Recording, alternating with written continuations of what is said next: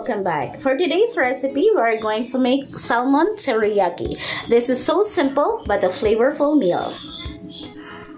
So we have here dalawang piraso po ng salmon fish. Nalinis na po ito at natanggalan na po ng hasang or laman loob at tsaka kaliskis.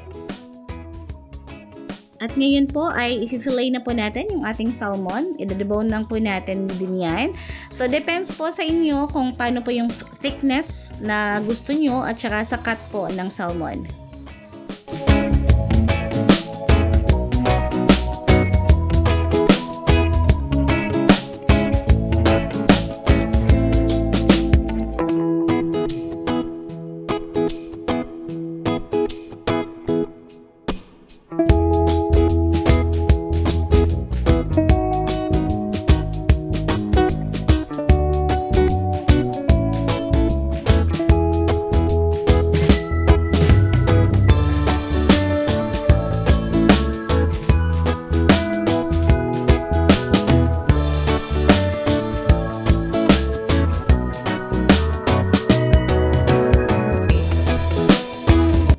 So we have here 3 cloves of garlic. Tapos meron din po tayong isang peraso po ng ating lemon. And then 1 thumb of ginger. So ikakat lang po natin yan into thinly. Tapos ang ating po syempre sesame oil. Tapos po yung ating liquid seasoning. At saka po ang ating maple syrup. So ayan. So instead of using po white vinegar, I'm gonna use lemon. So now, kalahati lang po ng lemon ng ating gagamitin. We have to combine all the ingredients, yung ating pinaka-sauce. So 2 tablespoon po ng ating liquid seasoning, 1 tablespoon of maple syrup, and 1 tablespoon of sesame oil. So stir lang po natin to. Tapos ilalagay na din po natin yung ating ginger at saka po syempre yung ating garlic. So, yan. Tapos, lalagyan din po natin ito ng ating brown sugar. So, isang kutsara lang po ng ating brown sugar.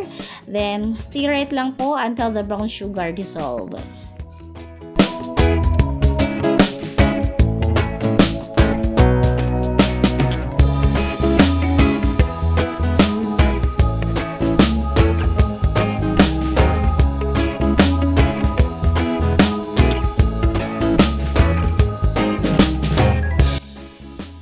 So, ayan, ilalagay lang po natin yung ating salmon fillet sa ating sauce.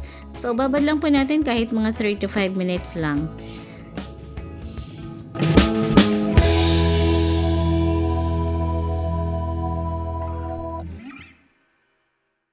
So, this meal is so healthy dahil po ang ating fish salmon ay rich in omega-3, fatty acids, protein, at saka low din po ito sa calories.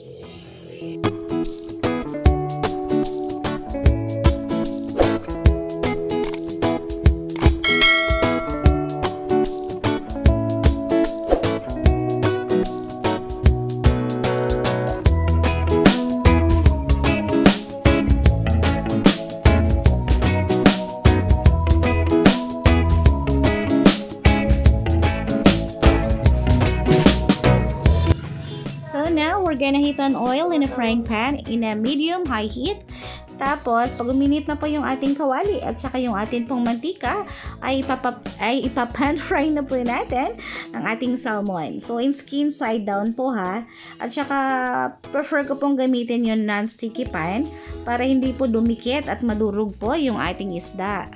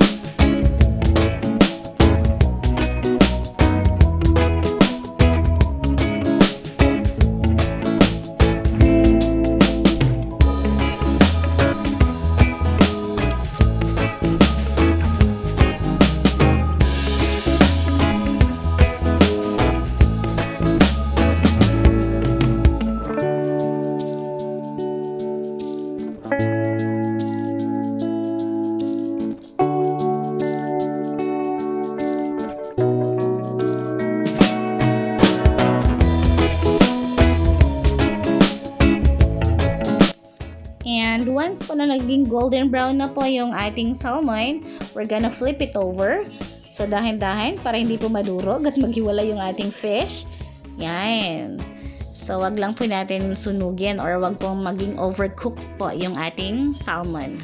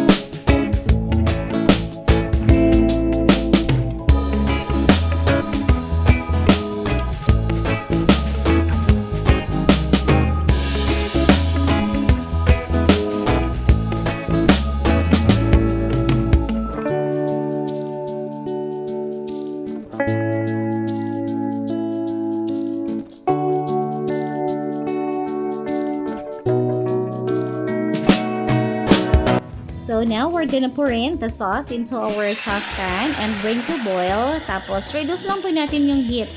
Then simmer cook lang po natin while searing hanggang po sa maging thicken po yung ating sauce.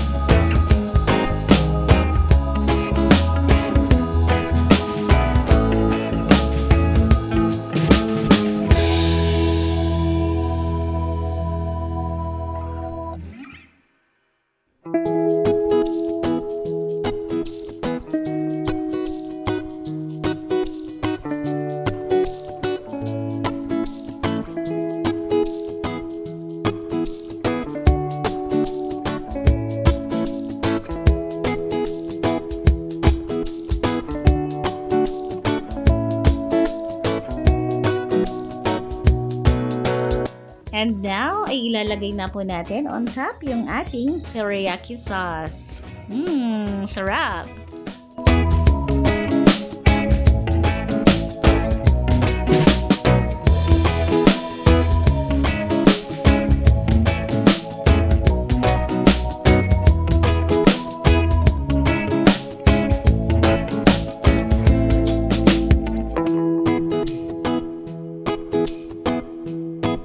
And for the final touch, you can drizzle po ng onion leeks at saka ng ating garlic flakes.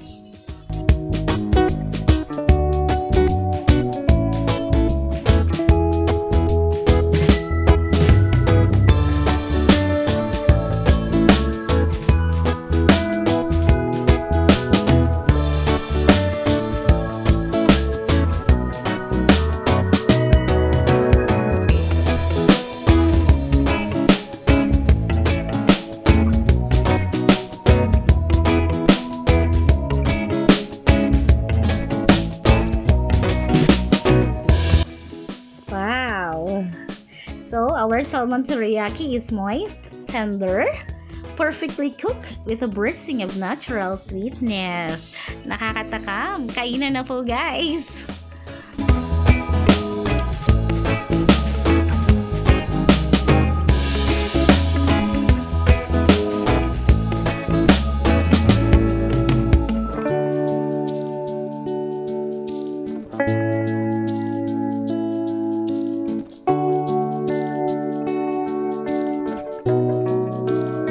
There you go, our homemade delicious salmon teriyaki is already done. If you want more of my recipes, just subscribe to this channel and please hit the notification bell for more updates.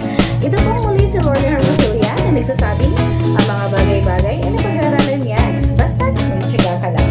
Thank you so much for watching and I'll see you again on my next video. Bye!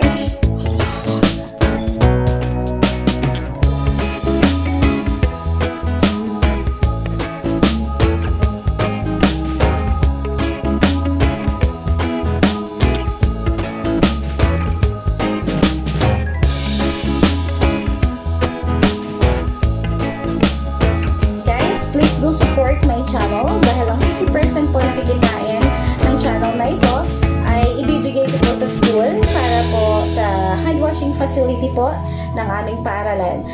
Bilang GPTA President ay 101% po akong susuporta sa aming paaralan para po sa mga mag-aaral at ng eskwelahan.